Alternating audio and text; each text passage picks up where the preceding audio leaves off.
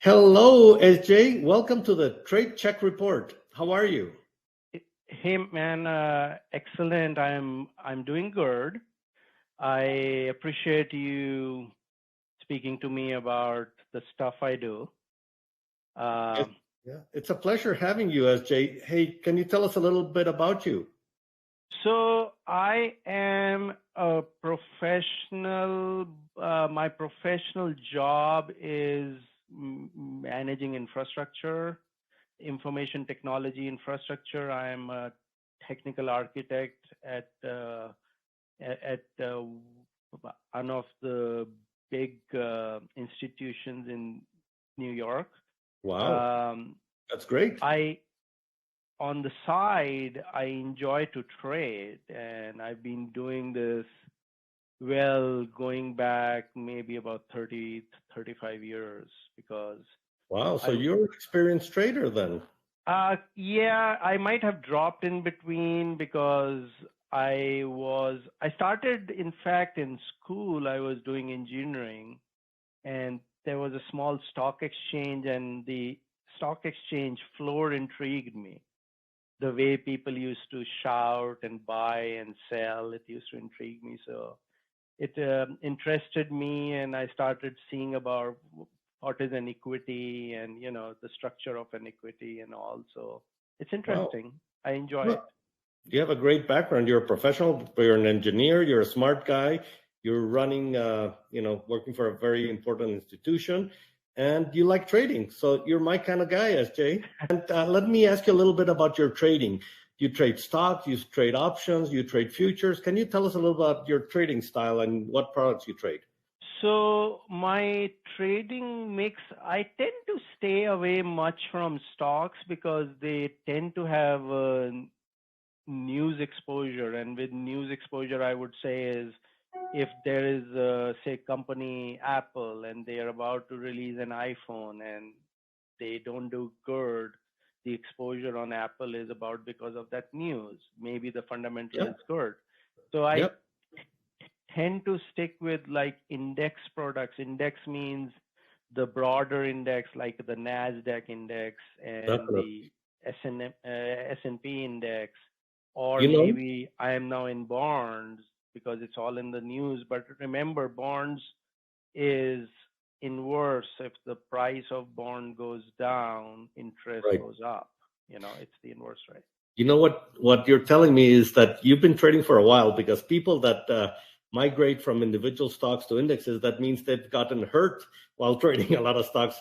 So maybe a lot of pain during earnings announcements, or a bad news comes out at a stock and you have the trade on and just goes against you. And we all have those scars.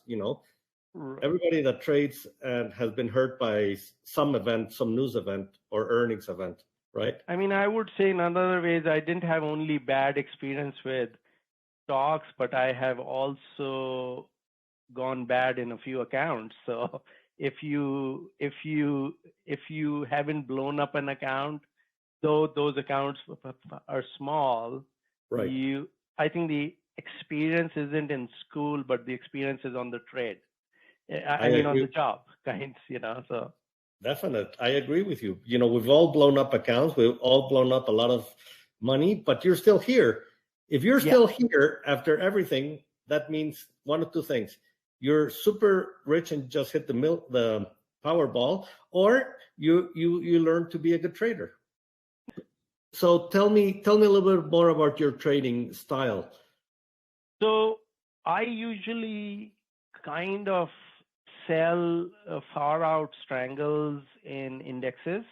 Yes. My bad part of mine is I tend to see that the velocity of downside move is more, so I tend to always stay slightly short delta. Right. But over the past some years, because the Fed has been intervening in the stock market, I think the trading has not been as it should be. Like if, say, bonds go up, stock should go down, or stock go up, bond should go down. It's not the way it is. we have had situations in which stock and bonds have been up at the same instance. Yeah, that's a great observation. Last year, was a very bad year for the famous 60/40 portfolio because stocks went down and bonds went down. Right. And that's like the worst of both worlds. People used to be able to hedge their stocks with their bonds, not anymore. Yeah, and then I tend to see some extremes. Example, now I personally feel that bond has gone to a state where the inversion is stabilizing. It was inverted, but now the inversion is stabilizing. That means the short-term interest rate should be equal or smaller to the 10-year or above. Yes. So it is still not normalized, but what we have to see is, to an extent, if they do not manage the 20-year or 30-year bond right here, then the economy, it can spiral out of control, because inflation is bad for every institution, every human being. Example, people won't upgrade their homes, they won't buy a new car, or they won't spend on holiday, because they're normal people who have kind of mortgages will have to spend on their new interest adjusted stuff, where the expenses increase on that end. So we don't have unlimited income. So I actually wanted you to help me with a trade. I will help you with a trade, but talking to you, you're a really smart guy, because you are noticing the yield curve inversion is reducing, and so things are normalizing a little bit. And we all have bad trades, and SJ, and I know you've been trading for a while. You look like a smart dude, and hey, but I know looks can be deceiving. I know. Yeah, but the smartest of the smartest screw up often. So example, they always say whenever you go in for a trade, when you put on a trade, it should go on as a trade as a whole and removed as a trade as a whole. Right. My bad habit sometimes from older days is I leg in to a trade thinking, hey, I can go in one part of the trade and then I'll do the other part. But what happens is, when you do this way, the part where you are in first might go under more, and you will say, hey, now what do I do? I'm stuck. It's funny, like 2 weeks ago, I did a small video about the 5 things that prevent people from making money while trading. And one of the biggest errors that I see smart people like you make is trying to leg into a trade. And I know what you're trying to do. You want to put one part of the trade in, have it go your way, so you can put the second part of the trade at a better price and have more cushion or make more money. It's natural. It's a natural instinct of smart people. They want to game the system.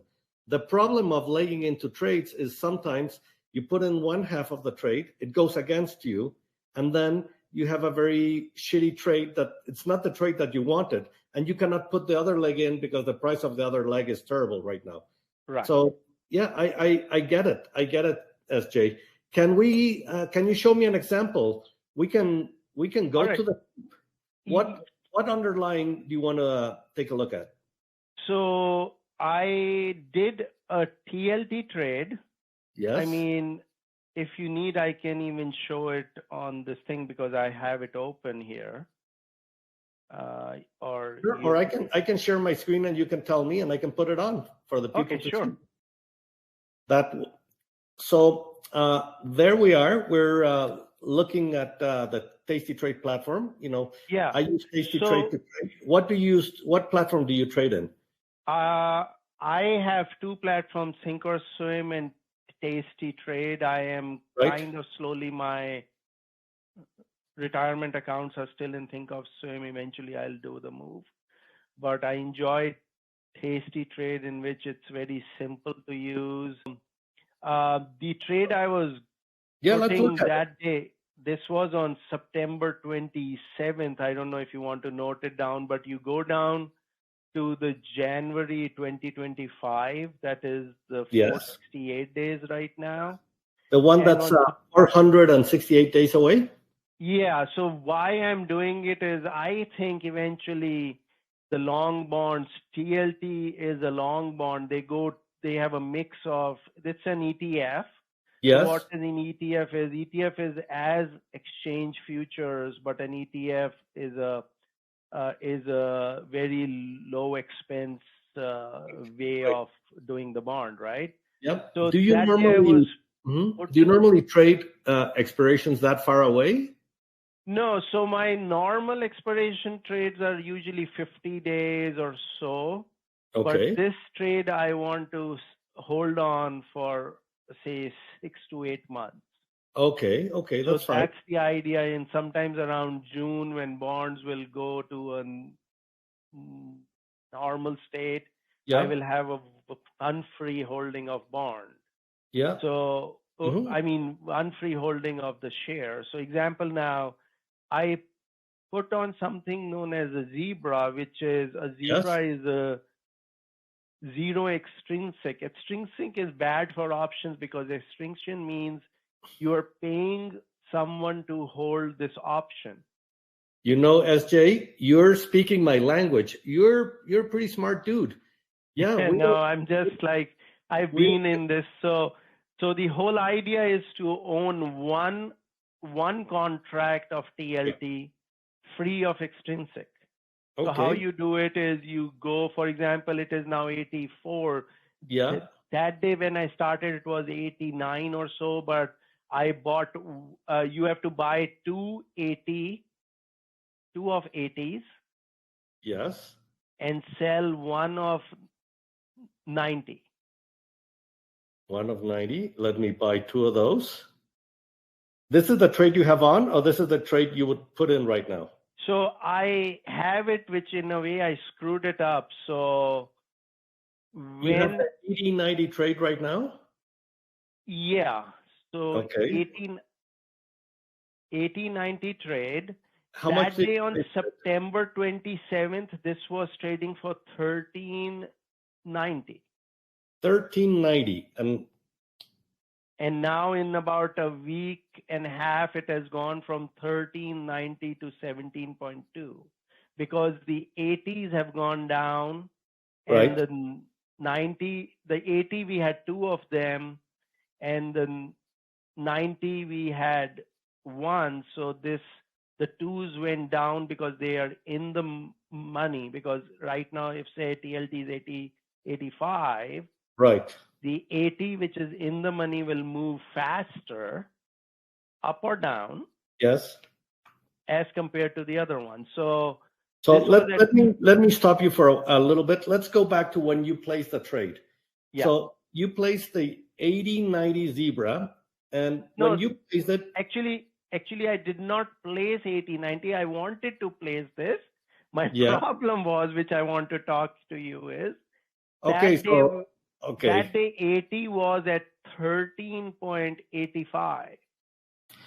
So what did you do? You bought the 80 call naked. So I bought the two of 80s at 1385.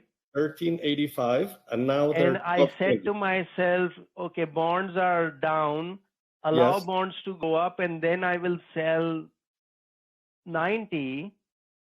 Yeah. And that day, if this was at 1385, two of them. Yes. This is now at 1180. So I'm already down by $2. So I've you got two of paid 11.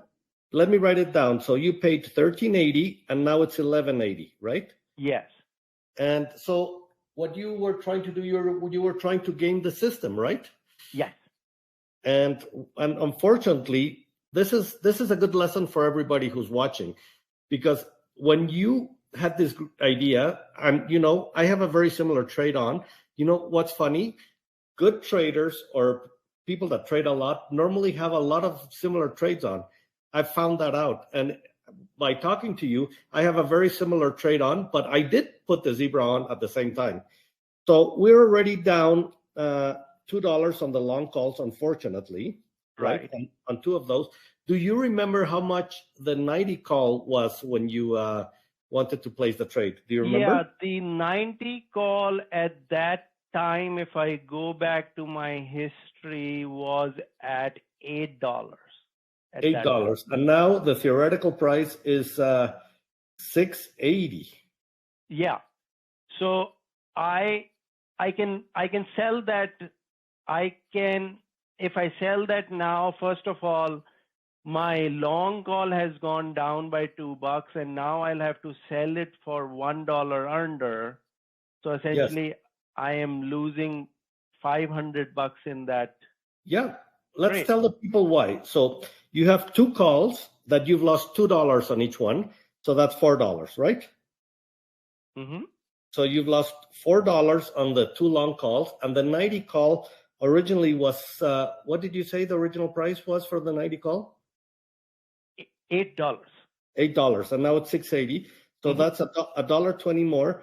So if you've lost $5.20, right, for trying to leg in.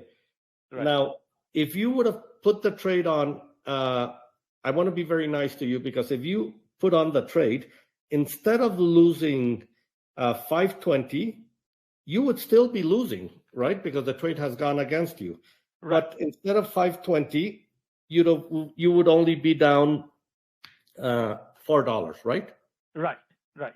So it's the damage is bad, but it's not the end of the world, SJ. Okay. I'm going to show everyone here on the screen what the trade should look like, right? If you had sold a 90 call.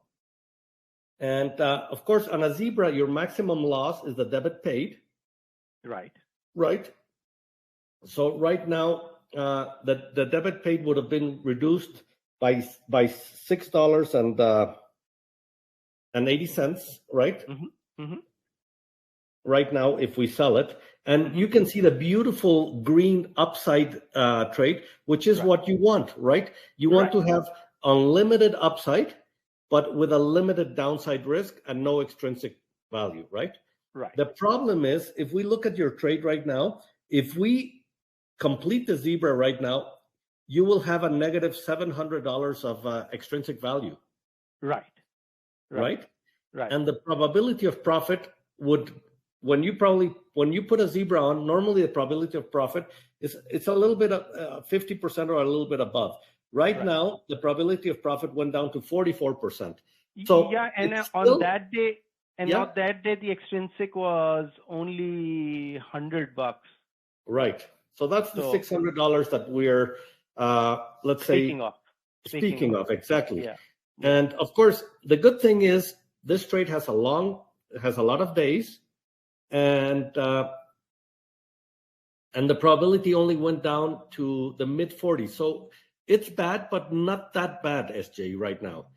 So I cannot give you advice on what to do, but I can tell you what I would do, and then you tell me what you think. So the first thing I would do, I know what you're thinking, because you're waiting for a big up day on TLT to sell the call, right? Right.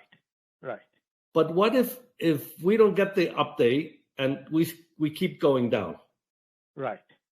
So I think if I were you, and I would take my medicine, and hopefully Monday TLT is up, and I would sell the 90 call, because we're going to keep losing money on those two long calls that have very bad extrinsic value, right?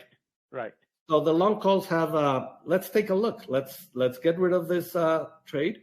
So those two long calls have a negative theta of almost $2 a day. $2 a day, and extrinsic increases to $1,500 almost. Yeah. So you already lost $600 of extrinsic for trying to leg into the trade. Right.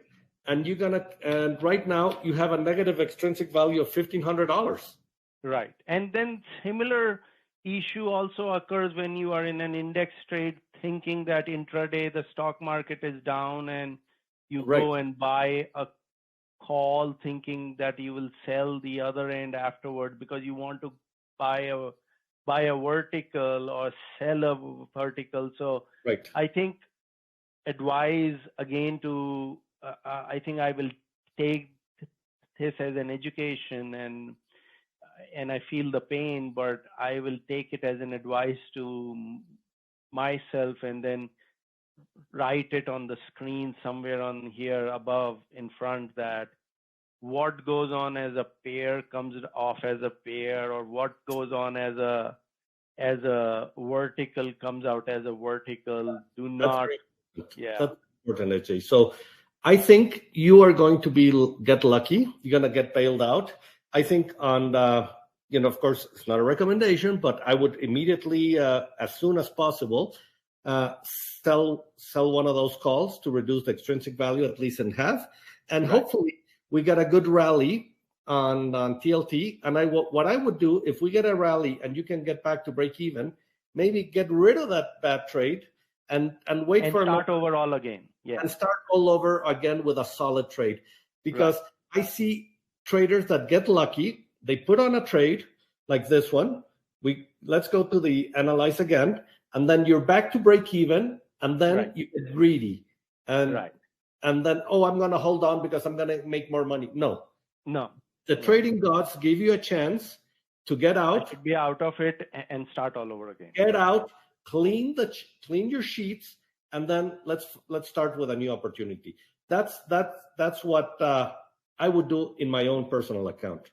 Okay. Right? Now, I wanted to ask you another thing, that what if one would have just bought the call and say sold a near term at the money against it, and thinking that if the stock stays here or down, you still have that exposure if the stock goes up. Yeah, let's take a look at that. That's a great suggestion. What Sanjeev is saying is, instead of selling the zebra, he wants to do a calendar. A calendar means having options on two separate different expirations. For example, we could go to the, let's say, 45 to 60 days out, maybe the November expiration, SJ. Yeah. And if we sell the 90 trade, we only get 75 cents, right? Right. So it is a very, it's feasible to do that, but every 45 to 60 days, you're gonna have to be selling the calls. And what if we get a huge rally? And you will be assigned on that, and then you will end up being, you won't be able to do the So I think I understand that for the sanity of your structure and your mind also, in a way, because this is all emotional game in a way, It is. It is an emotional game. Right. And I don't want you to go to November, sell the 90 call for 75 cents, and then the TLT rallies, and in your original trade, maybe you would have been back to even, and because you did this, you are not, and then you're not going to be happy. That's what I'm thinking, right? So in my another account, in my retirement account, I did similar, where I did a calendarized thing that I am trying to see, but I understand that is also an emotional experience in a way that emotionally you always keep on focusing on it, saying that it should not go too much up or too much under, let's take a look. What's the trade, SJ? So let me open it. I bought the 13. I bought the 80s at 13.90. Right, the ones that are trading at $5 right now. No, the ones which are these are ones which are expiring in 468 days.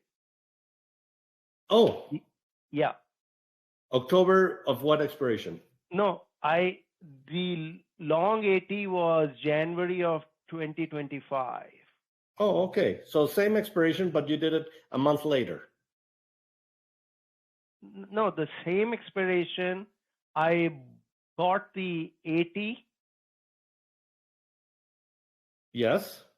And then I sold against it October 2023's Oh, you did a 90. calendar. Okay. Yeah. Okay, excellent. So you did you bought the Januaries and then you sold the October 90s? Yes. And how much did you get for the October 90s? So for the October 90s, I got $1.05. So overall, I did this trade for $12.85. Okay, so this is better than the first trade that you gave me, right? Yeah. So this is in another account which I was experimenting. Well, you did a good experiment. Of course, without giving you a suggestion, what I would do is I would go to November or December and maybe try to collect the November 90 call will give us 80 cents. 80 The cents. December 90 call will give us $1.30. So probably I will be inclined to get $1.30 in December. Right. And maybe I would sell the December 90. And you see what I love about Tasty Trade, you can see the expected move is around 90.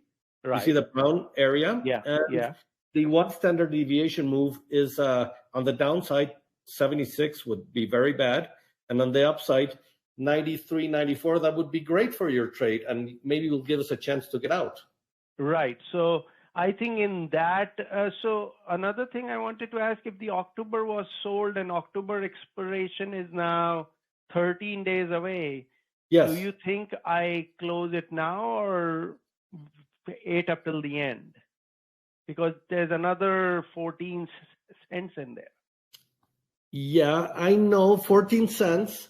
And, but you sold it for $1.20, $1.05. So you already collected 85% of the premium, right? Right. 85% is quite a bit. Right. So you see, I'm seeing a pattern here, my friend SJ. I think you're a little greedy. You're going for those little cents. You want to save on the zebra. You want to save 12 cents on the October put. Sometimes we save on cents, and that ends up costing us a lot of money, losing the dollars. Right. So the good thing about a zebra, you're allowed 2 short calls, right? So you could keep the 80 on, right? And then you can sell the December one also. Yeah. But what if we get a good inflation number or whatever, and then TLT rallies, and you were trying to save 12 cents, and that call goes to $2. Right. So it's everything in life is a risk reward. So what I would do is I would get rid of the crappy October. You already took 85% of all the money you can take there. Right. I know you have to risk it to get the biscuit, but it doesn't make sense, right? I think I would need you on the speed dial. Yeah, you can call me. I only charge a Bitcoin per minute, so you can call me anytime you want. I can't even afford that. Yeah. I mean, let's recap a little bit on your trades. One of the bad trading habits of people is legging into trades. So hopefully in the future, Sanjeev, one thing we learned today is try not to leg into trades. Right. Number 2, if you're doing zebras, you understand how bad extrinsic value is. Right. So we don't pay for extrinsic value, no. On the teachings of in my channel on Tasty Trade, everybody who's a good trader doesn't pay for extrinsic value. You've heard the thing, death before debit. But death before debit actually means death before paying for extrinsic value. So it isn't only spending for it. It's the important aspect is the extrinsic. The extrinsic, right? Death before extrinsic, but it sounds cooler. Death before debit is cooler than death before extrinsic, right? So people say death before debit, and so zebras are a little complex trade. That means you know what you're doing, right? You're a smart dude. You're just trying to game the system for a few cents. Sometimes those few cents are not worth it, right? It is not worth it, yeah. If you want to save on that money, my other suggestion would be, hey, wait for a TLT down move, maybe on an ugly day, and you put the trade on an ugly day, and you'll save. Yeah, the issue that day I remember now was that my execution was not happening even at 85 90 cents. And I didn't want to pay up that extra 5 cents more. And I said, okay, I'll do this way. And by afternoon, it will be okay. But afternoon did not. If you see the chart, or TLT, it is straight down, so. Again, you're trying to save a few cents. Yeah. You're a smart dude. We're not going to leg into trades. We're not going to pay for extrinsic. And we're going to do high probability trades, right? Yeah. So, and lastly, I wanted to ask you about the size. What percentage of your portfolio is this trade? Because I want to check your size before we leave. It's like when you go to the doctor. This trade will be under, I think, 2%. Beautiful. Yeah. Hey, because what I like is between 0.5% and 2%. So it's below 2%. It's a beautiful trade, a good probability trade. The only mistake that I see that you did here is legging in. Yeah.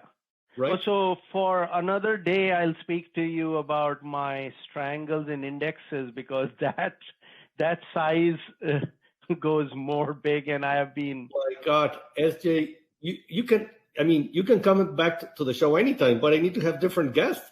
How many? I know it isn't. Yeah. You have material for a whole series. We can do the SJ series if you want. No, I don't want the SJ, because it will be showing all my kind of bad stuff. I need also to show one day the stuff. Yeah. But in fact, I would email you as soon as I do the trade, and you can update everyone about it. Definitely. You can email me at tony@tonystrading.com anytime that you want. Like I said, it's only a couple $1 million per email response. It's fine. It's very affordable. Hold on, it's a very affordable service. And you move from advice per Bitcoin to $1 million. It's increasing, huh? Well, you want personalized advice. It costs. No, I'm joking. Email me. I'll be happy to take a look at anything you have with pleasure. And I wanted to thank you. And I hope we learned something. I think you know the rules, which is different than other traders. Some traders don't even know that they're breaking the rules. Right. You know the rules, but you're not respecting the rules. Right. So, small stuff I have to improve upon. And right. And those little cents add up at the end of the year. And I think, instead of having X percentage profit for the year, you could have 3-4 extra percent, which is a lot of money at the end of the year, right? It is. And the reason we do this is because we love it. And if you want to do a stupid trade that breaks the rules, I do stupid trades all the time. Just do it really, really small. Yeah. Right? Yeah. We all do bad trades sometimes. Right. So if you want to do a crazy trade, that's fine. We all deserve to have fun. Just do it small. Something that if it goes to zero, you don't care, right? Right. But this trade is 1.5% is not that small. It's a regular size solid trade, right? Right. I agree with you. Yeah. Excellent. So excellent to speak to you. If you want to grow your pile, SJ, remember you got to risk it to get the biscuit, baby. Thank you. Okay, now that SJ's gone, and I would like to give SJ the trade report scorecard. First, let's see probability of profit. You see, probability of profit, if SJ would have done the zebra trade originally, I would have given him a 9 out of 10 because he legged into the trade. TLT went against him, but not that much. So I'm only going to punish him a little bit. I'm going to give him a 5 out of 10 on probability of profit. On extrinsic value, this is where we got hurt. Right now, the trade started with no extrinsic value if he would have done it correctly. Now he has a negative $1,500 of negative extrinsic value. On a trade that size, I would give that a 2 out of 10. That's not good. On the duration, we normally trade 45 to 60 days. But if you want more time to be right and you want to do a zebra for a long-term duration, I'm fine with that. I would give that a 8 out of 10. Capital usage was spot on. SJ is only using 1.5% of its capital. So I would give that a 10 out of 10. And trade management, I would give, unfortunately, SJ a 2 out of 10. Because by legging into a trade and the trade goes against you, now the trade management is much more difficult. And now we're struggling to just get back to even. So trade management, I would give it 2 out of 10. And if he really goes and sells that call that it's missing, I would up that scorecard to 3 or 4 out of 10. Overall, SJ is I could tell right away, he's an experienced trader. He's a super smart guy. He's an engineer. And overall, I would give SJ a, if I didn't look at his trade, I would probably give him an 8 out of 10. But analyzing his trade, he's probably a 6.5 or 7 out of 10. So he's a smart trader that just needs a few tweaks and try not to break the rules. And if we're going to break the rules, let's break the rules with very, very small trades, with very small capital. And SJ, I think, is going to be an unbelievable trader if he just fixes those small little details. So overall scorecard, I would say 7 out of 10. And remember, if you want to grow your pile, you got to risk it to get the biscuit, baby.